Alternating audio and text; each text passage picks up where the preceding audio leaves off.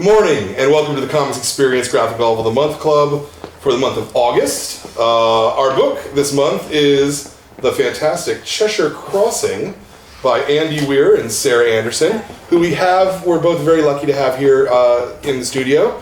You guys like the book, yeah? Yeah! Ooh, that's some enthusiastic. There we go. I like that. Very, very, very good. That's excellent. Great. Well, so let's talk about this. Actually, let's start. My first question is always my first question. I love this question. But why comics? You could do anything in your life. Well, before we answer that, just a quick thing. You should also be able to brag a little bit. This is the only event that we're both going to be at. Oh, that's super cool. Yeah, so just you.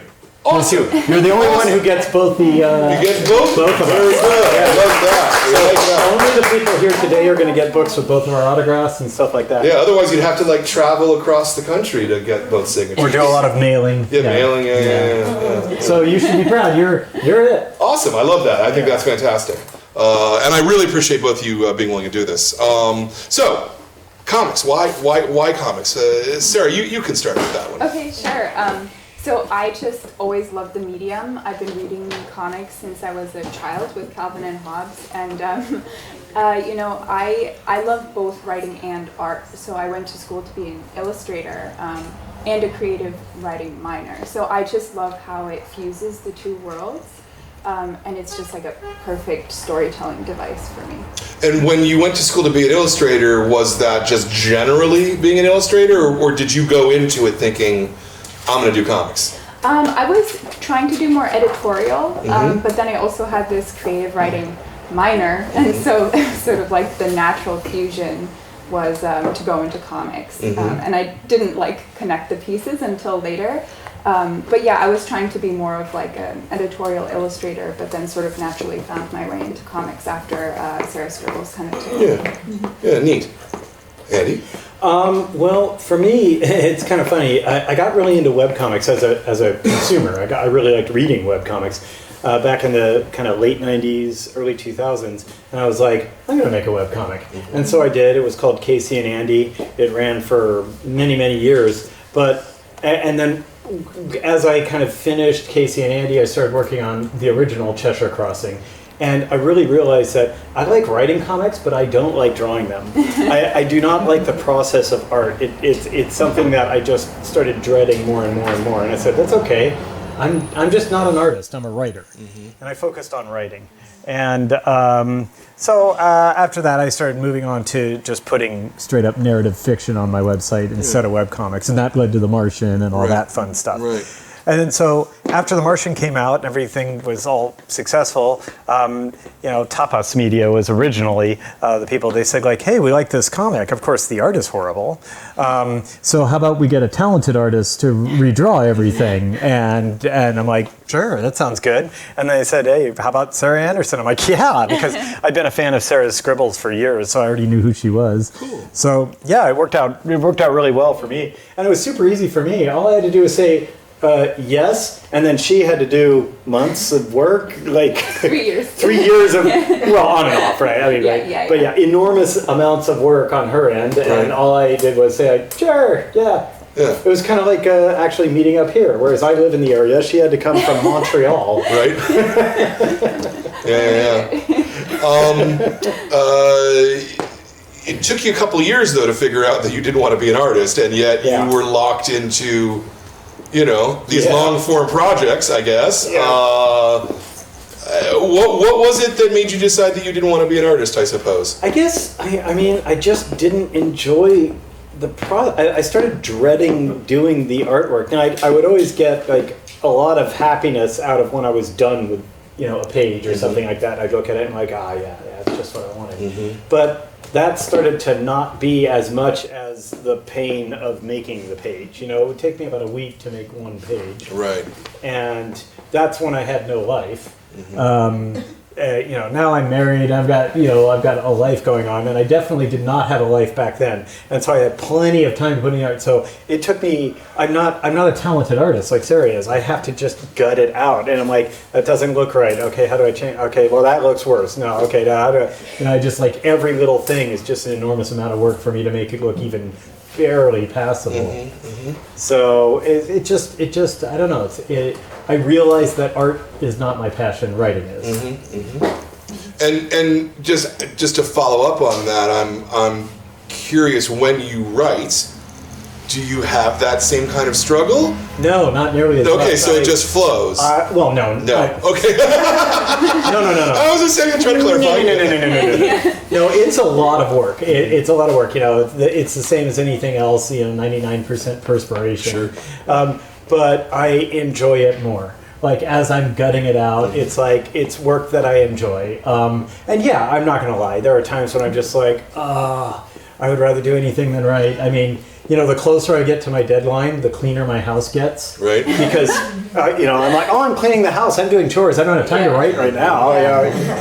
But yeah, I do. I really enjoy writing, and it's one of those things where everything you do, whatever hobby it is, whether it's gardening or not hobby, these are professions, but whatever it is you do, whether it's like gardening or woodworking or anything, there's parts of it that are just really unpleasant. There's parts of it where you're like working hard and you kind of want to stop, but you've got to gut it out. But at the end, the payoff is when you finish the project, you feel really good about yourself and you're really proud of what you've accomplished. Yeah. As long as the happiness you get from that is more than the misery you get from doing the hard work, this is a worthwhile endeavor. For me, art shifted too much in the wrong direction.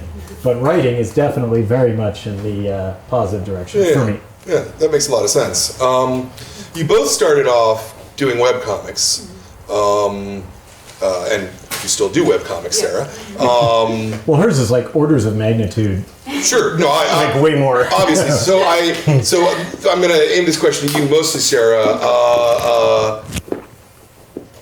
It seems to me that being an artist doing webcomics is really, really difficult to make a living, because you're one of the lucky ones who actually just hit whatever vein it is that people needed to push you to become viral. Well, talent was part of that. Talent is certainly part of it. Oh, absolutely. But I think you know as well as I do, there's plenty of talented people out there who never, for whatever reason, they don't get that thing, that break, that push.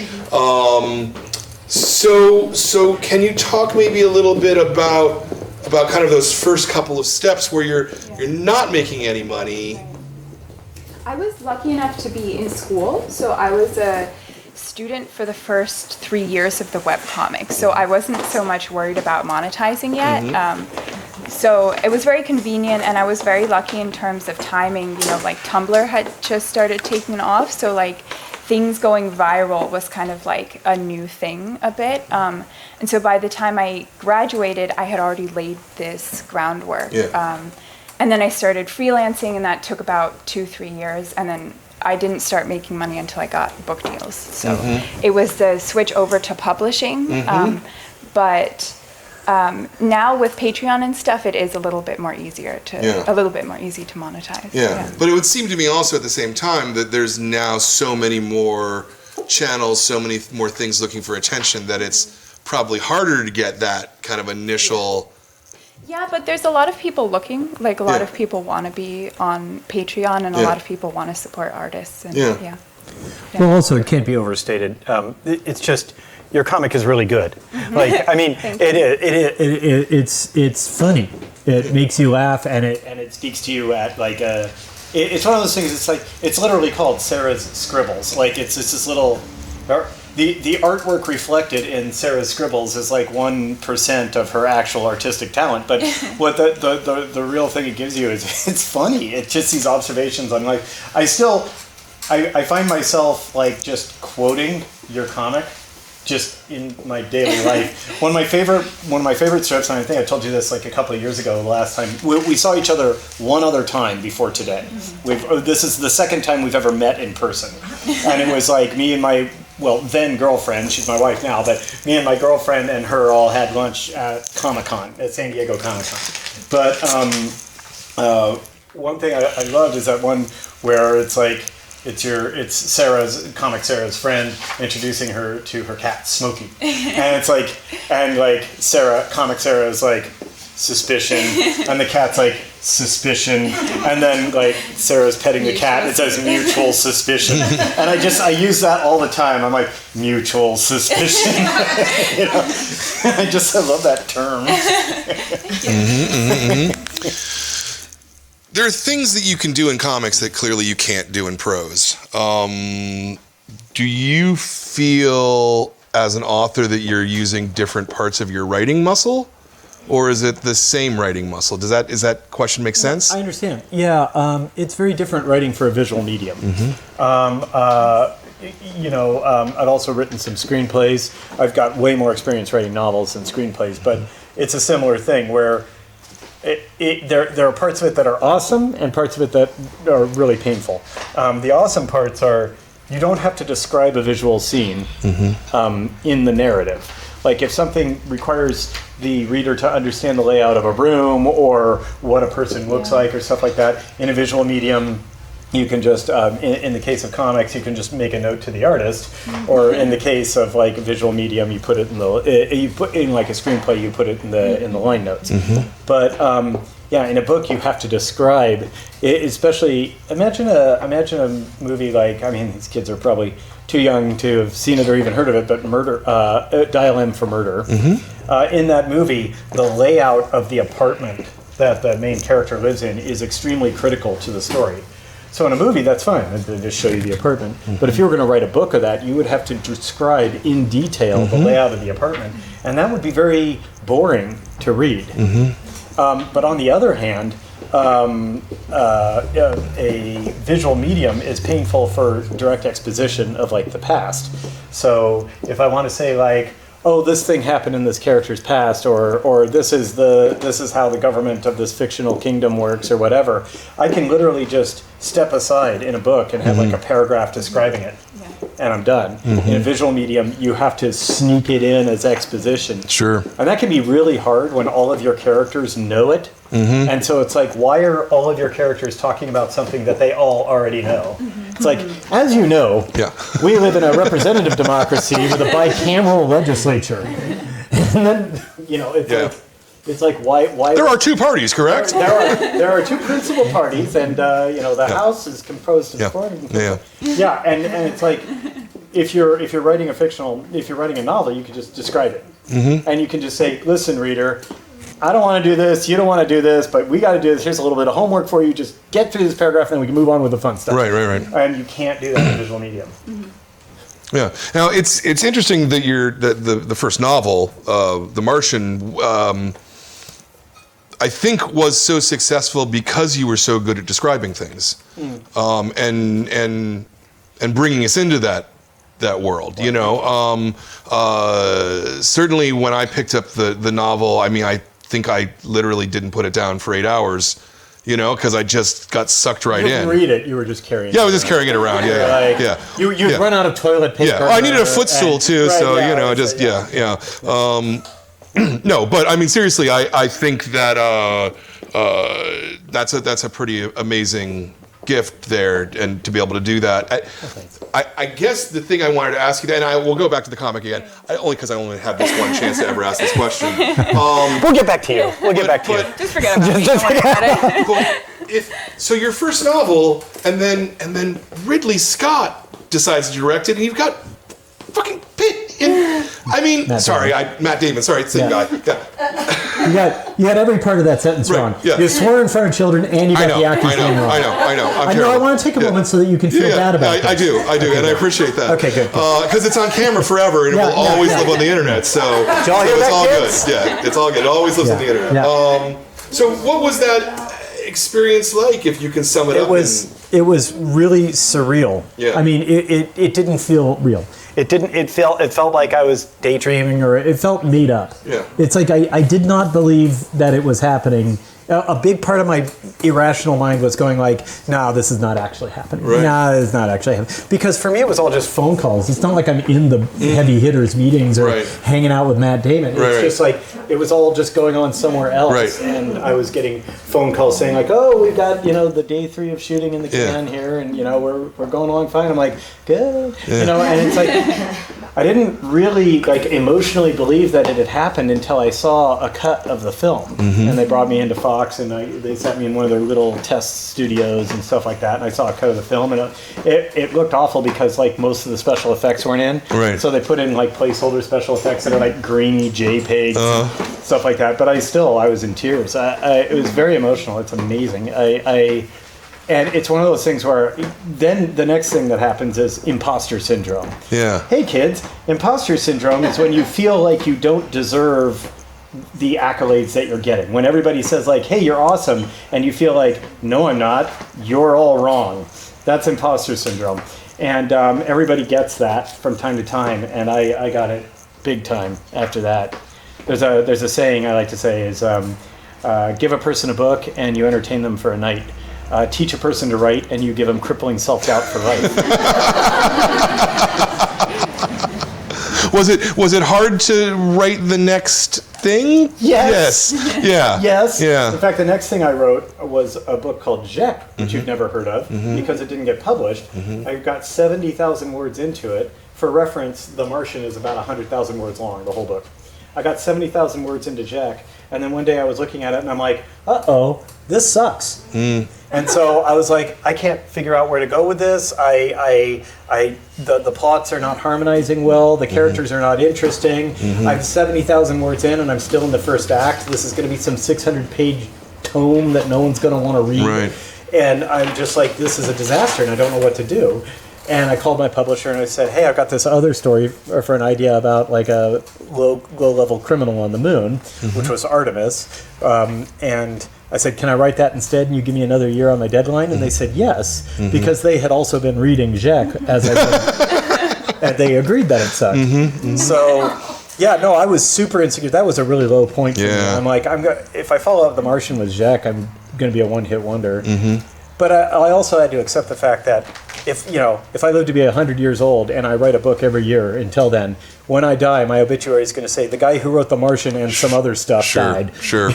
So. Yeah, I get that. So you did Cheshire Crossing as your own webcomic. Did it? Because I didn't go and actually read the webcomic version. It's virtually identical. Yeah. It just has much worse art. Okay. Yeah. Okay. So, what was it like for you, Sarah, to be given a completed comic and then to redraw it, essentially? Yeah. It was interesting because I usually have a heavy hand in the writing process.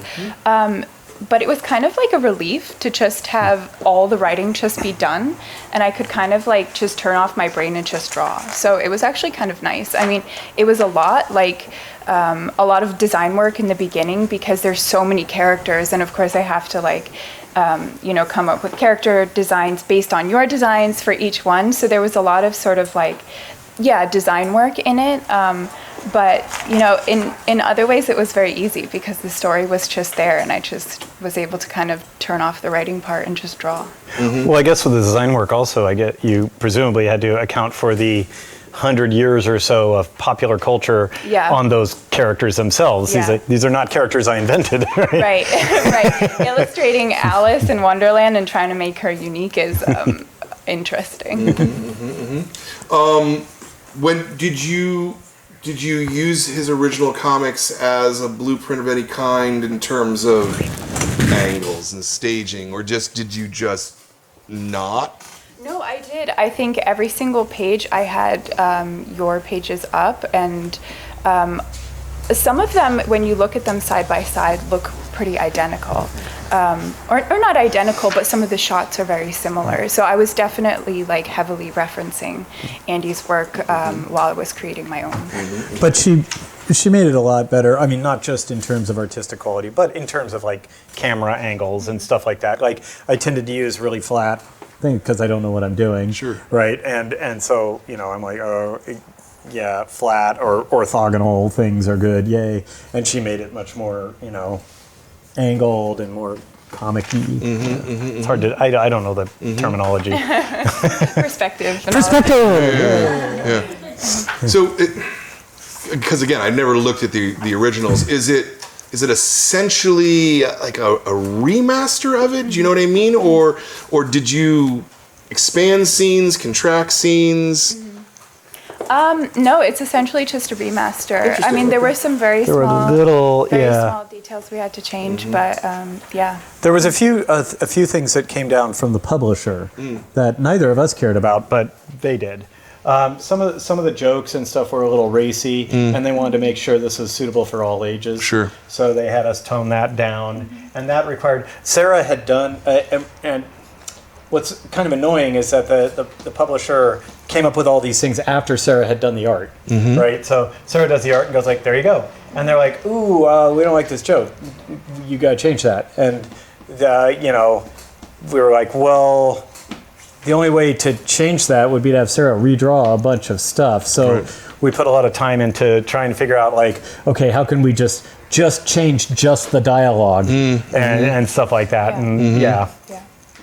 Well, and how long did that process take? That wasn't too bad. That was like well, from my end, that wasn't too bad. That was like maybe a week or two. And Sarah did have to make some little changes, but I was always, when they were telling me, "Hey, Andy, you have to write this part different," my 100%, my focus was, how do I do this with zero or absolutely minimal art changes? So it'd be like, oh, you could put the fairy ball, just kind of put it in the corner in front of the scene here, just copy paste it from an earlier frame or something, just that sort of stuff. Yeah, the edits were very quick. Yeah. Yeah, and I think you were saying earlier that he wasn't requesting you to make any changes or anything. Yeah, no, there were some those final edits at the end where we just had to, tie up some loose ends and stuff. Also legal stuff. Yeah, some legal stuff. Yeah. We had to change hair color, I believe. Yeah, legal stuff, because Mary Poppins, who is not in this book, Miss Poole in the original Cheshire Crossing is straight up Mary Poppins, and but that's still a copyright. All the other characters here are in public domain, 100+ years old. But Mary Poppins is still under copyright, so we had to keep. Their legal department kept making us make little changes, and one of them they said was like, "Well, we don't want her to have an umbrella. We want her to have a cane." And I really said Sarah would have to redraw every single frame with her in it, because she's always holding that umbrella, and so we just agreed to change the umbrella's color, I think, or something like that. You didn't have any problems from the British charity that has some sort of control over that's Peter Pan? So a little background. Peter Pan is in the public domain, but also J.M. Barrie, the original author, in his will, he left the copyright of Peter Pan to the Great Ormond Street Children's Hospital in London. And Britain, the nation of Britain, granted a perpetual copyright for just Peter Pan, so that the hospital could continue getting revenue from it. But other countries don't necessarily recognize that. It's kind of a morass legally. But the way it ends up working out is it's kind of like, if you want to be cool, give that hospital some money if you're doing Peter Pan related stuff. But we didn't run into any issues with that. Okay. And why these three characters to begin with? I don't know what got me thinking about it, but it's basically just like the League of Extraordinary Ladies, right? I mean, it's just, what it was is one day I was, having a Wikipedia wander or something like that, and I realized that Peter Pan and The Wizard of Oz both came out the same year. Peter Pan and The Wizard of Oz both came out in 1904. And I thought, well, that's an interesting coincidence. Yeah. And then I got to thinking about Alice in Wonderland, which actually came out almost 50 years earlier. But I was like, what if these three girls were all together? Peter Pan's a boring character. The main character of Peter Pan is Wendy. Most people don't realize that. Sure. But Wendy is the protagonist of Peter Pan. And I was like, wait, all three of these girls have had similar experiences. They all go to another world. They all have an adventure. They all come back and stuff like that. They were all about 10 to 12 years old at the time they had their adventures. And I was like, well, that's neat. And thinking with my science brain, I'd be like, well, if I knew three girls who all had the ability to just go to another dimension, I'd kind of want to study that. And that's kind of what got me thinking of it. And I'm like, well, if you put those three girls together and they start zip-zapping back and forth, Long before I was an established successful author, I was a crossover geek. I was always writing crossover fan fiction of Battlestar Galactica, and I was working on one that was Battlestar Galactica, Knight Rider, Airwolf, and the A-Team. All together. I was going to call it Action 80s. And so Battlestar Galactica gets to Earth, Starbuck crashes onto Earth along with a Cylon ship. Right. They take apart the Cylon ship and with that technology make Kit, the car, which has the Cylon eye up front, and Airwolf, which uses a propulsion system. Starbuck assumes a new identity of Templeton Peck and becomes Face for the A-Team. Because they were both played by Dirk Benedict, same actor. Yeah, I can see that. Action 80s. I can see that. How did they approach you, Sarah, to do this, or did you know the work before? I knew The Martian. I had read and watched The Martian, but I was working for Tapastic, they're a company that I believe they required the rights, or they acquired the rights to your story. Yes, they wanted to make a good version of it. Yeah. I had been uploading my webcomic with them for years, so it was sort of just a natural fit. And we have this book that's already written and drawn. We'd like you to redraw it. That's not a request that happens very often that I'm aware of in comics. Right. In fact, really, it's the only time I can think of it happening. What was your immediate reaction to that?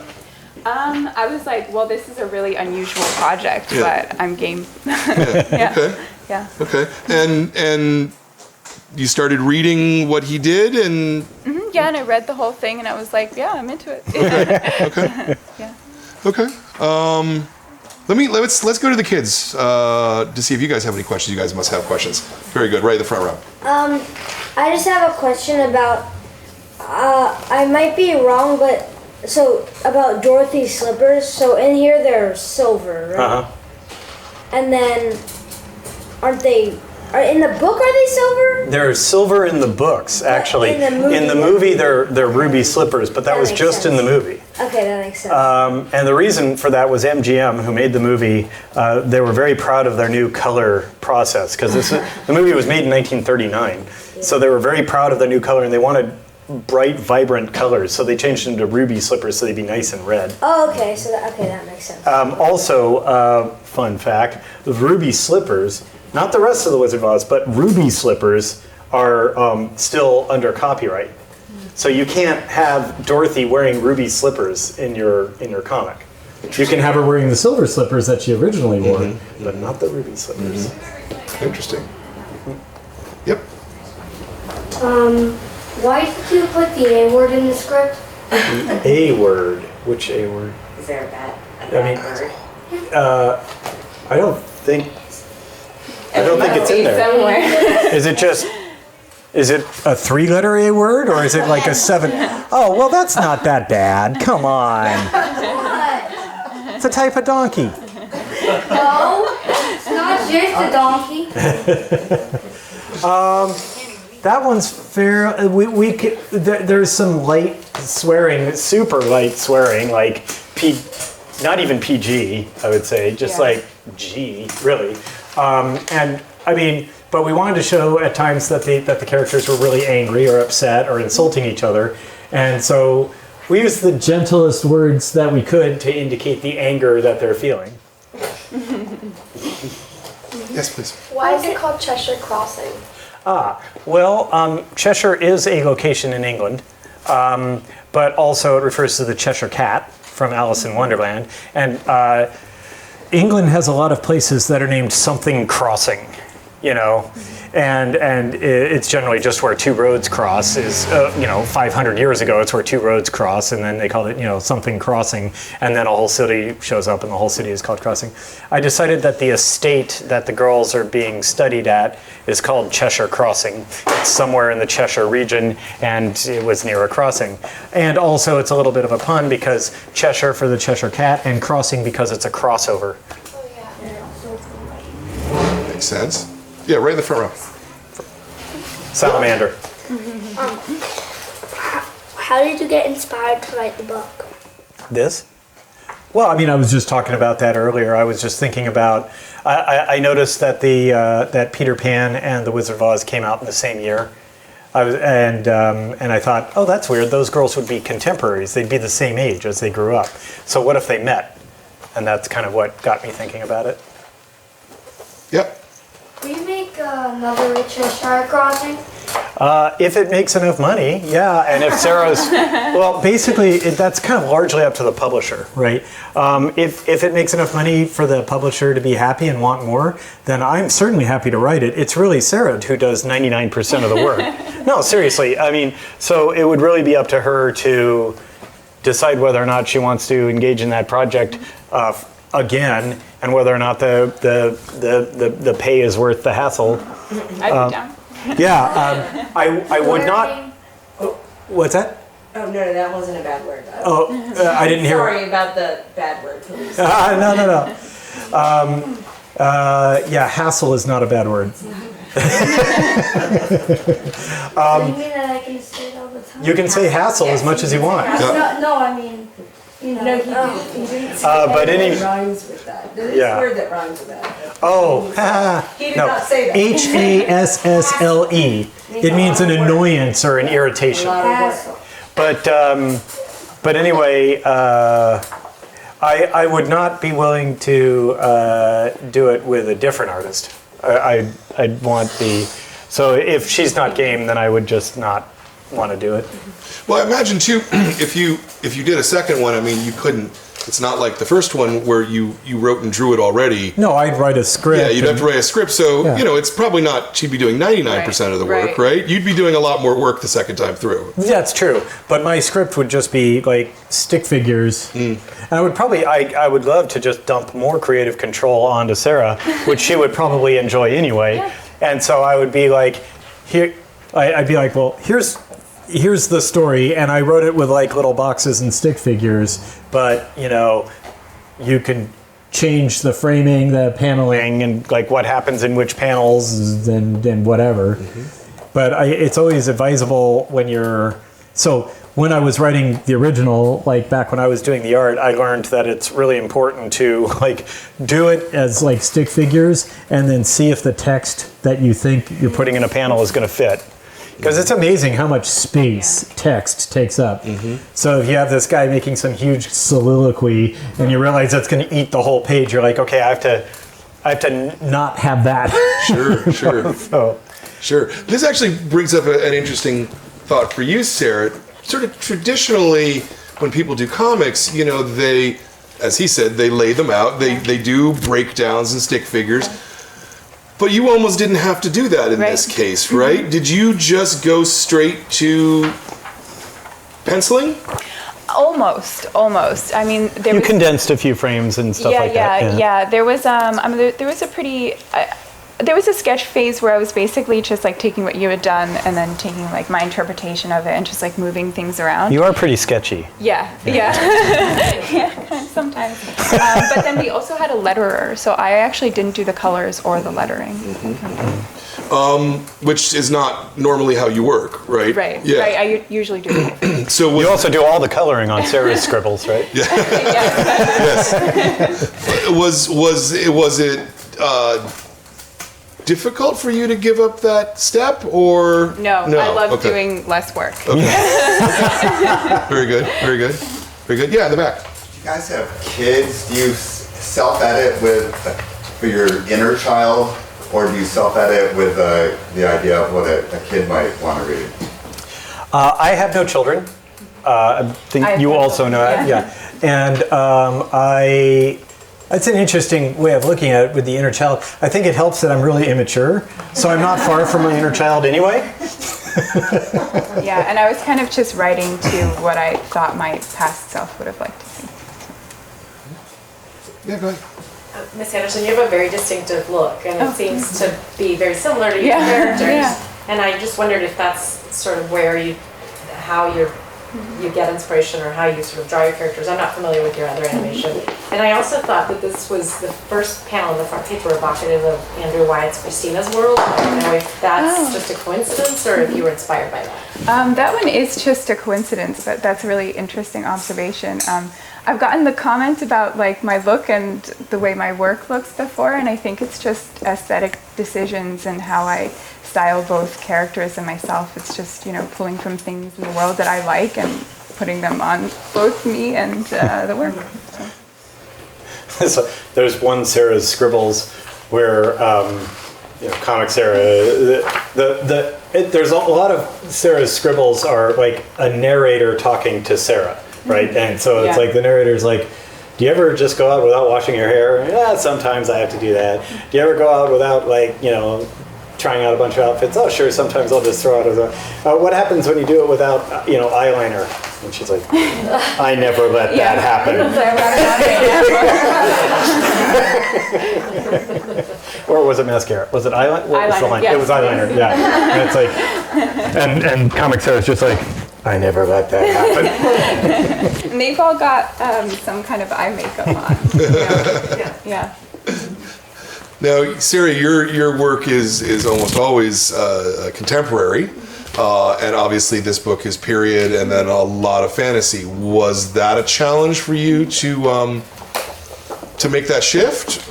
No, because interestingly enough, all my work, the illustration work I was doing in school, was very vintage inspired. So, like, for example, one of my favorite illustrators is Kai Nielsen.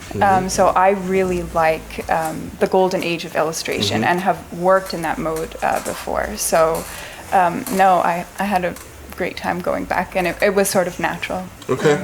How much research did you have to do for period costume and thing like that? A lot. I was on Pinterest a lot. I have a whole board if you're ever interested in seeing it. Does it have like yarn and pins and No, not quite. But yeah, there was a lot of research and I have a lot of reference that I was looking at. So, yeah. That came out great. Even the details of like, in the back of the room or the wallpaper and stuff like that, it looked very vintage. Like in the girls' room, I noticed there's like wainscoting followed by wallpaper. And of course, in my version, it was just like blank. Yeah. Like backgrounds are a nuisance. Did you have another question? Me? Yeah. Oh, yeah. This might sound pretty stupid. Is it a coincidence that both Cheshire, the words Cheshire and Crossing have 8 letters? That is a coincidence. Smart observation, though. No, you've caught me. It's part of the Illuminati. No, that's just a coincidence. But if you spell them backwards, It spells Nisork. that's pretty funny. Is it? No. But I'm just being polite. That's what happens when you've got the guest. Who else? Someone else got a question. Hamilton, you got a question? No. No one's got a question. No. Yeah, please. Are adults allowed? Yeah, adults are allowed. Yeah. I was thinking a little bit about Lucy in Narnia and wondering what would happen. I know she's from a little later time period, but what might happen if they met up with the kids from the Chronicles of Narnia? So I thought about, when I started writing Cheshire Crossing, I thought about, okay, there's a whole plethora of children who've gone to other worlds, and, how many of them do I want to work in? Right. And one problem with the kids from Narnia is, first off, still under copyright. Yeah. Second off, more importantly, very, very intimately tied to World War II. Yeah. The girl, Alice in Wonderland was written in, the 1850s, right? But I could just kind of advance her up to the early 1900s and nobody notices or cares. But if I moved the girls from Narnia back to 1900, then things stop making sense because it's wait a minute, everybody knows they're World War II refugee kids, basically. And so that wouldn't work. I did consider Bastian from The Neverending Story because he has the ability to go to, what's the name of it? Fantastica? Is that called Fantastica? Something like that, yeah. The world of The Neverending Story. I thought that would be cool. What I did have in mind for future sequels, and you may yet see them, was I thought of Willy Wonka. I wanted to introduce a young Willy Wonka, and he was actually he'd actually even be younger than the girls, not a potential romance interest, but actually like a 10-year-old boy, and he's like this almost steampunk crazy inventor kid who's a genius, and he has the ability to go to Oompa Loompa, which is where the Oompa Loompas are from, so he's also a multiplanar kid. And then it's really subtle, but the guy who's hanging out with the professor in the book, there's this guy, this assistant to Ernest Rutherford, and he's just there, and he never explains like why he's there or anything like that. Yeah. And at one point he's called Lem. L-E-M. Yeah, I've been just wondering. Lem.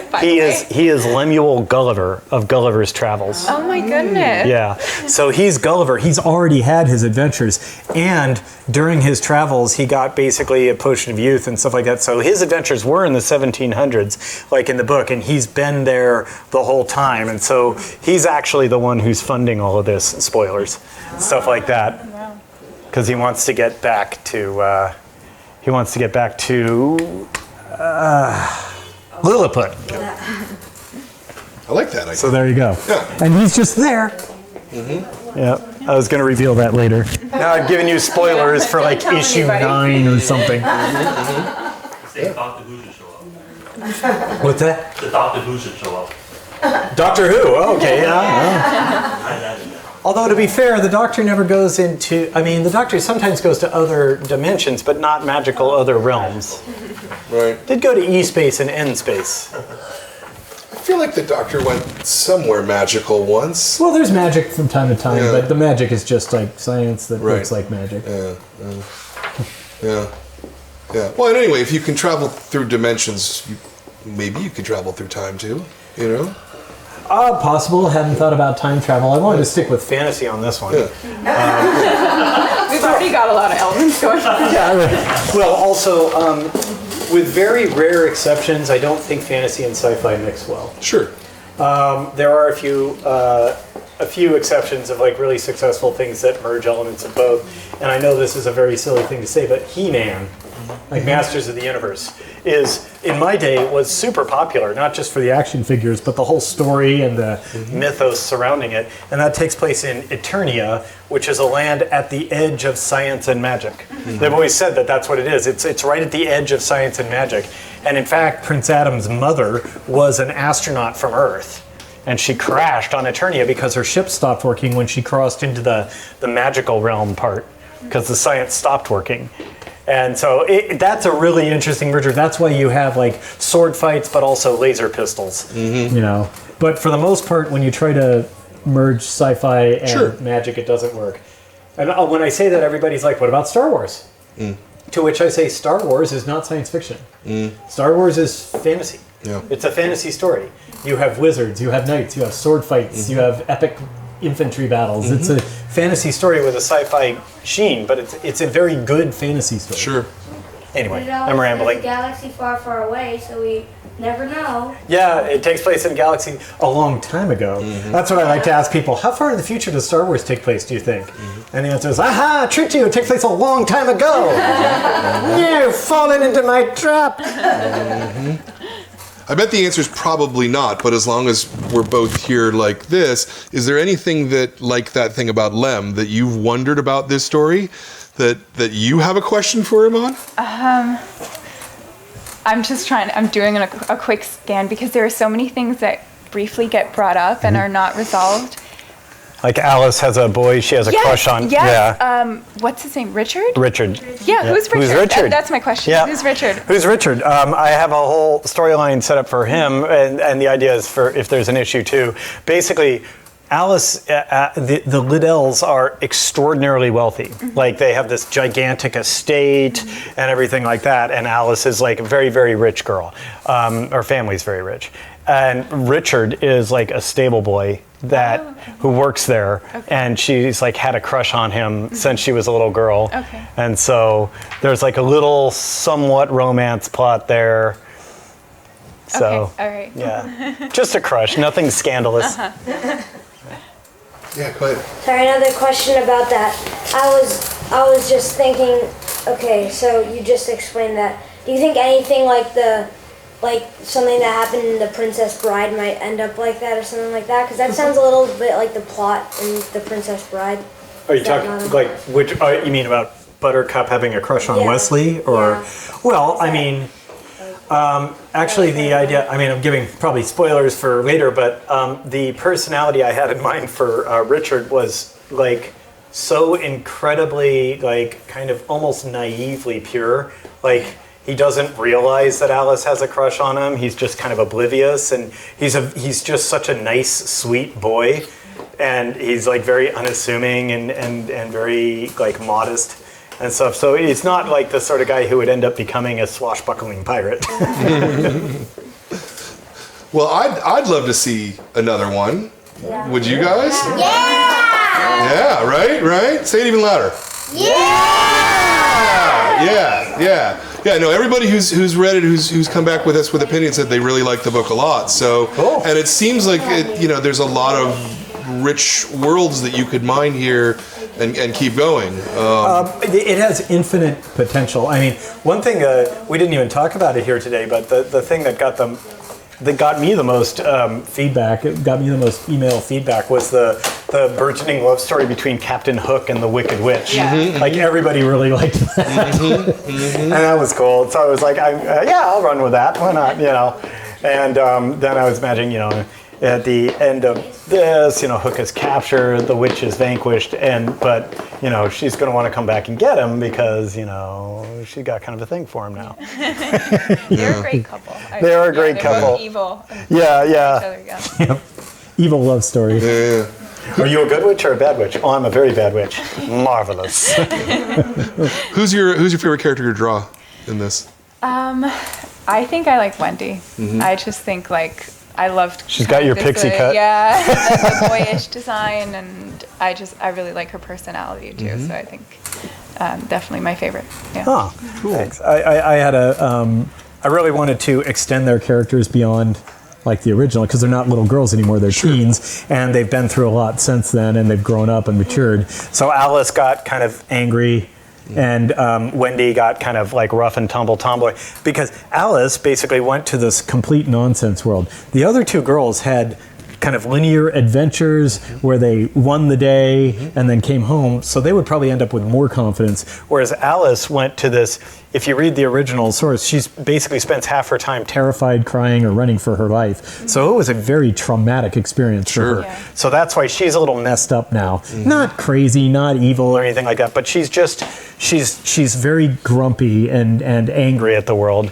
whereas Wendy spent her time with like fighting pirates and stuff like that. So of course she's a good swordsman and she can fly. She learned that from Peter. And then there's Dorothy, who I wanted a personality trait for Dorothy that was unique. So I just decided that she dedicated herself to getting smarter and smarter and smarter.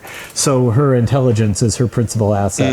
And so she's good at coming up with, she's the one who comes up with all the plans. She's the one who, stuff like that. And I kind of I explained that with like, she had the scarecrow once he got his brain. Like, she says, I want you to teach me how to be logical and rational. I want to learn how to think. Yeah. So I see that it was too. fun. Do you think Tink's a good guy or a bad guy? In this, she's a good guy. Yeah. In the original, I would say she is very I've always had a great love of Tinkerbell as a literary character, because she is like, we all think of her as like, she dings the Disney logo and that's what she does. No, she's straight up evil in the original Peter Pan. She is straight up evil, then she has a redemption arc of sorts. So like, throughout most of Peter Pan, she's trying to kill Wendy. Not, I want to kill Wendy. Literally trying to commit homicide on Wendy. Like telling people to shoot at her, trying to drown her, sitting around doing nothing when she gets caught. The only time she finally is when Peter is in danger, then she's willing to sacrifice herself to save him. So she's not completely, sociopathic, but she still never really likes Wendy. She never accepts Wendy. She is a mean, vindictive like little fairy. And so it's She is like evil for most of that story. Yeah, so in this, I really made her. I didn't want to get too deep into that stuff, so I just made her like her focus is entirely Peter. Yeah. You know, she only went to Wendy because Peter was in trouble and stuff. She's still not buddies with Wendy. And then later on, she also does have a bit of a self-sacrifice, but that's to save her fairy brethren. Right. You know. Yep. Any last questions from the crowd? Oh yeah, right up in front. Why, when in the book, like they were together, both of the bad people, the Witch and Captain Hook. yeah. Why did in one of the parts you put hearts around him? Why did I or didn't I? Why did you? Because she's got a crush, or they're falling in love. Which? I don't know. There were hearts around him. I think there's one part where he says, "Excellent form, Miss West," and she's like, "Thank you, James," and there's like little hearts. Oh, I don't remember that actually. It's during the battle at Castle West. Because if there are hearts, that was probably. Yeah. Well, no, I put them in mine too. Oh, okay. Yeah. There's like cannon fire and stuff, and excellent form, Miss. I think it's before that. But I don't remember either. I'll see if I can find it. It's on page 107. 107. Yeah, right after, like, first Yes. spot. Thank you, James. Oh, that. Yeah, on page perfect. 107. I had that in my original too. Okay. I had little hearts around it because it means she's talking in a sweet, like, he's like, "Good form, Miss West," and she's like, "Thank you, James." You know, because they're attracted to each other. They've got crushes on each other, and so she likes him, and she's like, "Thank you." That's all. That's why the hearts are there. Even bad guys can have crushes. Sure. Hey, Captain Hook's a handsome man. You know? He's No, a he handsome isn't. man. No, he isn't. No. You don't think he's handsome? The grown-up girls back there think he's handsome. Pirate. Yeah, pirates are handsome. Sure. Oh, yeah. You don't think Johnny Depp's handsome in Pirates of the Caribbean? Not really. We got some adult ladies back there saying yes. Oh, yeah.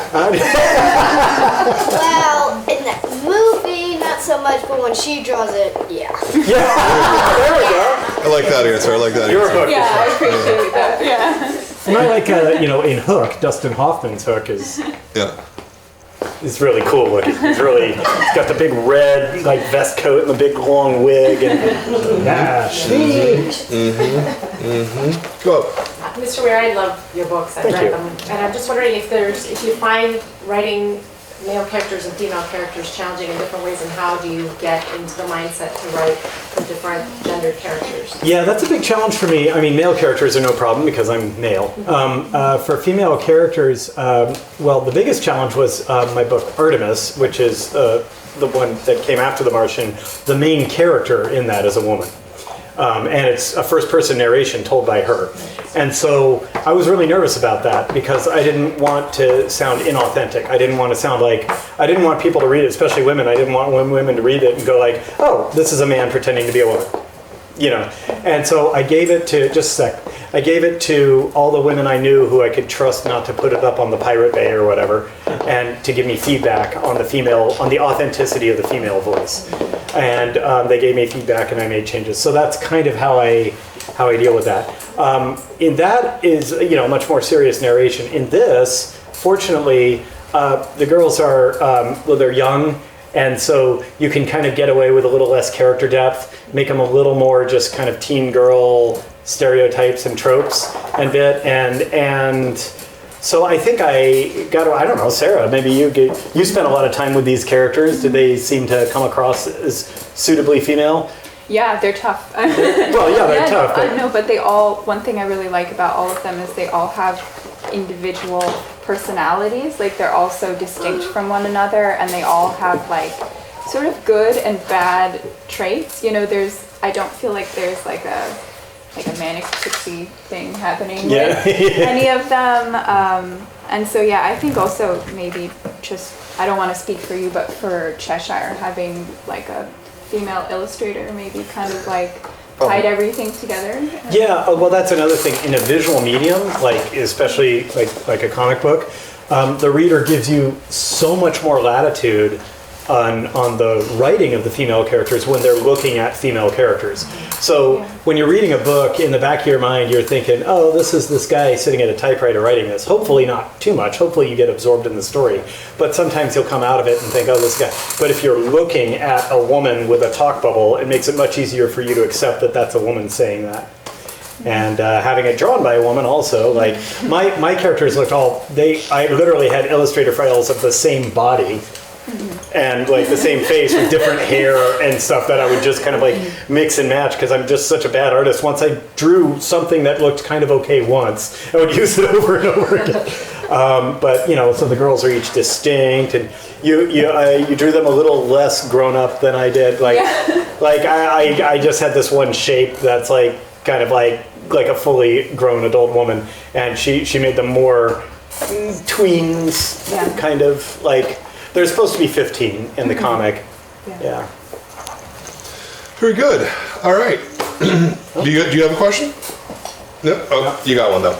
Yeah. Go for it. I sort of forgot it. No, it's okay. That's okay. Oh, isn't that a hassle when you forget? Yeah, go ahead. What's that like? What page? Like that? What page number? 27, and also later in the book, it's like you can something fly. Oh, those are called dingbats. They actually are. When you put silly symbols in place, it means the person is swearing. But it's imagine in a TV show it would be bleeped out. That's that. She can bleep fly. Yeah. Yeah. Oh, swearing guy. It means they're swearing, but The funny thing to me always about those kind of dingbats though is you always go to the worst possible word that it possibly could be, and so it could be that she's saying they can. It ends in ing. Yeah, they can walking fly. I don't know. They can freaking fly.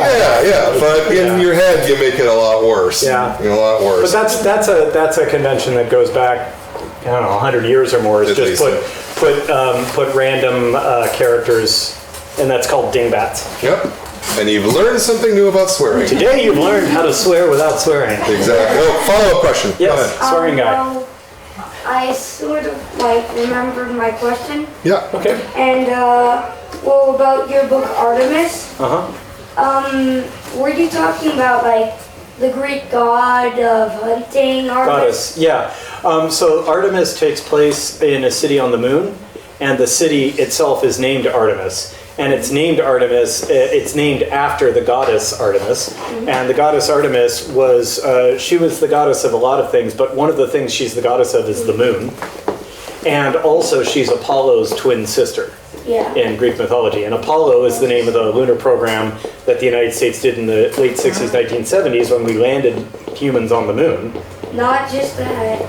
Apollo 1, Apollo 2. Yeah, but they were all working toward that goal, and then all the way up to Apollo 17. So since Artemis is Apollo's twin sister, it's a good name for a thing on the moon, and she's also the goddess of the moon. Kind of makes you wonder why it wasn't called Artemis in the first place.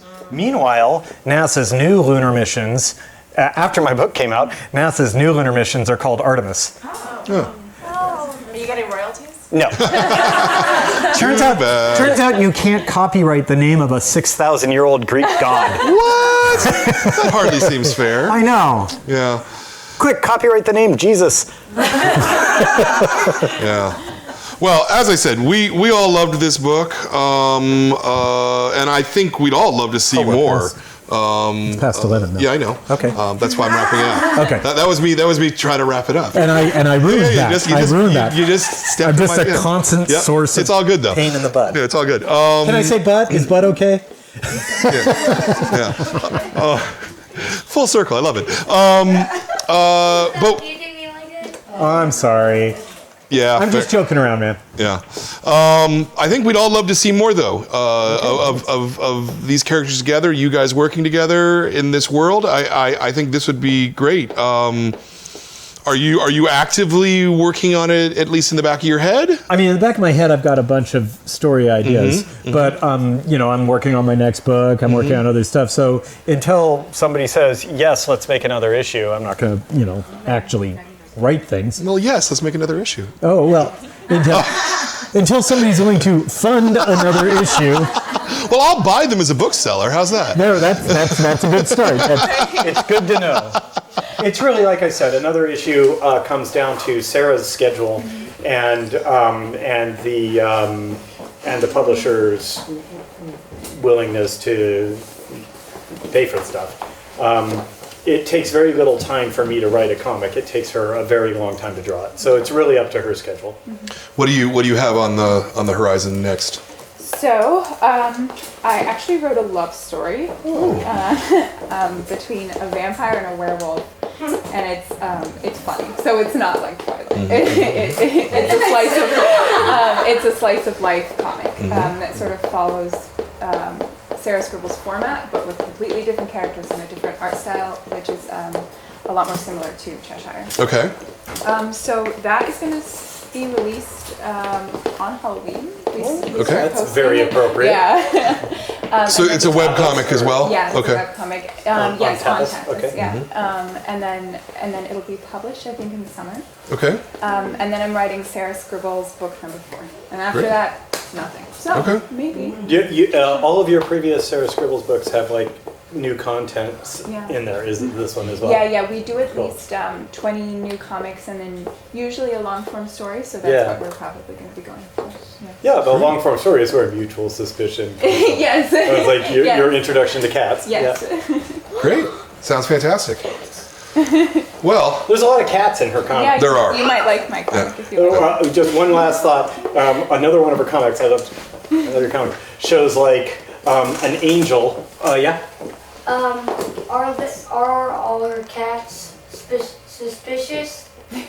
They are no. There's only one that is suspicious. The other cats are just cats. But there's one great comic that shows this angel come down from heaven and give humanity a dog, and goes like, "I have created this creature for you. It is full of loyalty and joy and love, and will be your constant companion." And then it just shows the devil in hell holds up a cat. That's one of my that's great. All right. Well, the book was Cheshire Crossing. We had Andy Weir and Sarah Andersen. Thank them for coming out. Thank all of you for coming out. I really appreciate you guys coming out on a Sunday, especially because school's about to start again, right? Already in school. Already in. All right, there you go. Next month's book is a book called Debbie and Pearl. It is about a detective who uses computers and computer programming in the future to solve a crime. It's really cool, and it'll teach you some stuff too. We've got the artists who are all local San Francisco artists. They will all be here in person, though I didn't write down the date, so you'll find out in your next email. But thank you for coming out. Thank you for watching at home. This has been the Comix Experience Graphic Novel of the Month Club, and we will see you next month.